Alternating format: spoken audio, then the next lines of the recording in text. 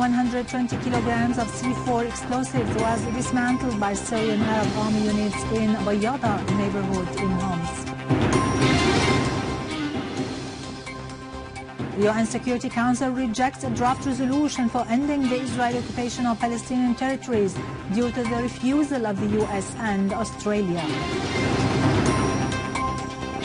In Tunisia, Al-Sibsi was sworn in as the first Tunisian elected president.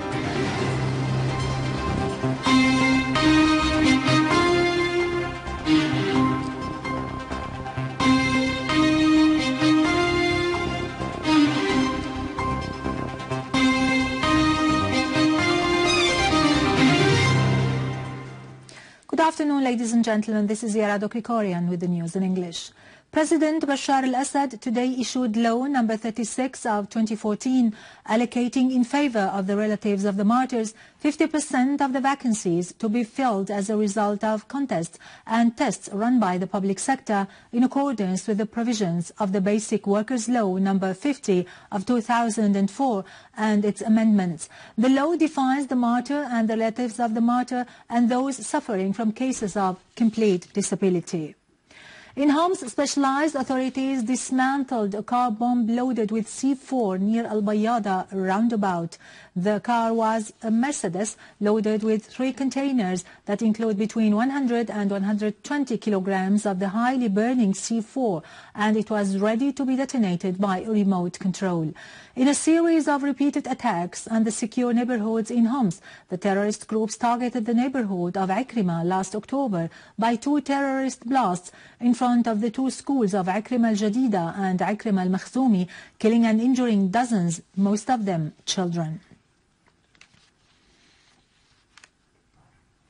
Syrian Arab Army in cooperation with the National Defense Units killed many terrorists and injured others near Al-Andalus Hospital in Al-Wa'ar neighborhood. In Homs, Syrian Arab Army units also eliminated many terrorists in Al-Khamis market in Taldaw of Al-Hule and foiled an infiltration attempt by terrorists who tried to sneak from around Rajm al-Qasr village towards Jama' village in Homs eastern countryside. In Daraa, Syrian Arab Army killed many terrorists in Daraa al-Balad and the 2 towns of As-Sura and Al-Ahrak. The UN Security Council has rejected the draft resolution on ending Israeli occupation of the Palestinian lands with the opposition of the US and Australia. The UK, Lithuania, Nigeria, Korea and Rwanda abstained. Russia, China, Argentina, Chile, Chad, Luxembourg, France and Jordan voted in favor. That is 1 vote less than the minimum required at the Council.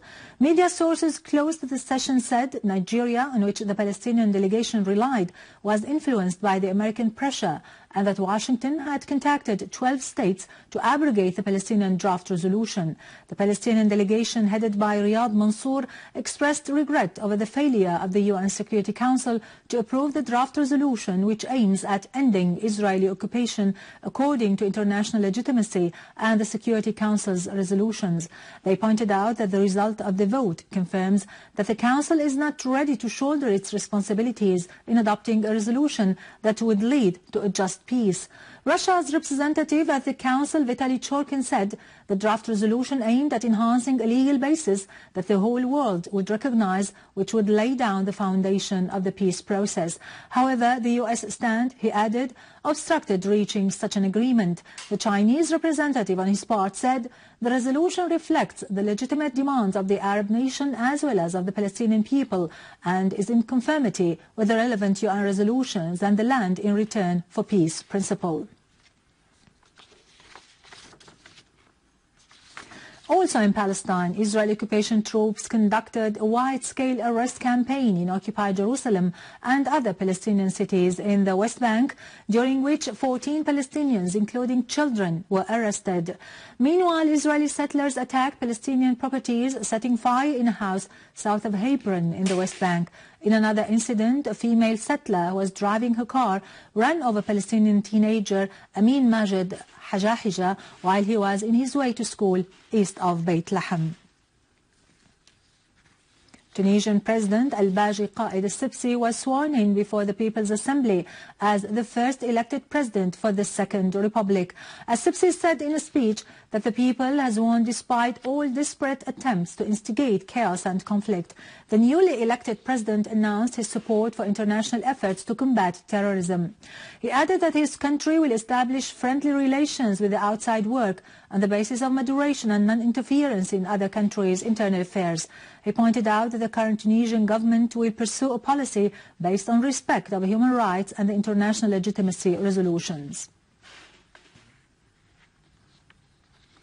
One Iraqi citizen was killed today and 2 others were wounded when an explosive device blew up in Al-Rashidiyah, north of Baghdad. Another blast in Al-Madain, south of Baghdad, injured 6 civilians. Within the same context, an Iraqi interior source said Al-Najaf police has captured 10 terrorists, including women, who tried to enter the governorate to facilitate the perpetration of terrorist operations and the formation of dormant cells. The developments have coincided with the 3rd anniversary of the end of American occupation of Iraq, which lasted for 9 years and killed thousands of Iraqis, rendered millions homeless and destroyed the country's infrastructure. Dozens were killed and wounded following a big explosion which targeted the cultural center building in the city of Ib in central Yemen. Yemeni medical sources said 33 people were killed following the suicide explosion.